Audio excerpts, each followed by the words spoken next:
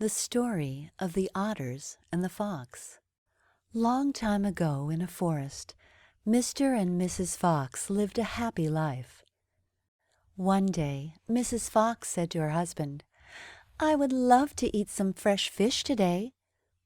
"Then I'll go and fish some for you, my darling," Mr. Fox immediately replied. So Mr. Fox went to the river to try and catch some fish. But he had no idea how to do it, so after a couple of hours he still couldn't get any. Just then he saw two otters dragging out a huge fish from the river. They put the fish on the ground and looked at it, wondering on a way to divide it. "I want the half with the head," one of the otters said. "No," the other otter said, "I want the part of the head."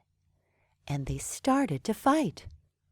The fox, who was listening to the silly otters, slowly approached them and said, "My dear friends, why are you fighting?" Just as the fox was expecting, the otter said, "Oh, Mr. Fox, we cannot seem to find a way to agree on how to divide this fish between us. Would you help us?" The fox smiled and replied, "Oh, of course.